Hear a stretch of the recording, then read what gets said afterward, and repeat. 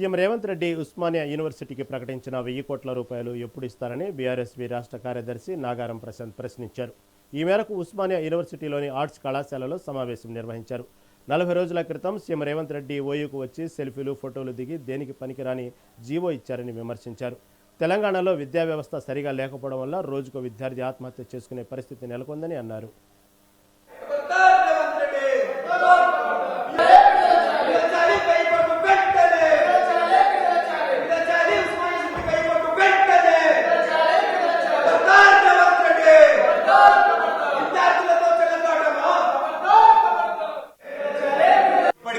ఉస్మానియా యూనివర్సిటీకి ముఖ్యమంత్రి గారు దాదాపుగా 40 రోజుల కింద వచ్చి ఇక్కడ 1000 కోట్లు ఇస్తానని హామీ ఇచ్చి వెళ్ళిపోయినాడు.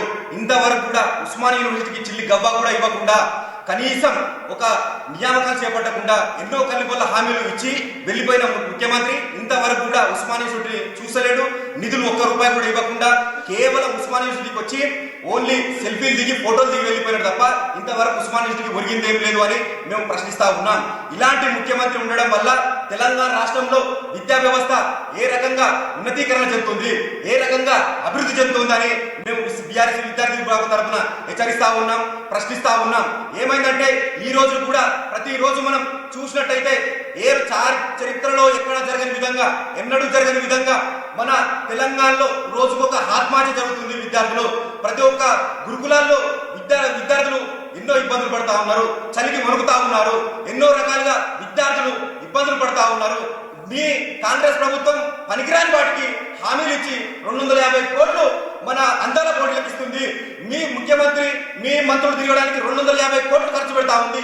అదే మేము పేద విద్యార్థులకు ఎందుకింత మీకు చులకనైపోయాము, మా పేద విద్యార్థులు అంటే ఎందుకు నీకింత అని మేము రేవంత్ రెడ్డి గారిని అడుగుతా ఉన్నాం. ఇప్పటికీ ఉస్మానియా యూనివర్సిటీకి ముఖ్యమంత్రి గారు దాదాపుగా 40 రోజుల కింద వచ్చి ఇక్కడ 1000 కోట్లు ఇస్తానని హామీ ఇచ్చి వెళ్ళిపోయినాడు.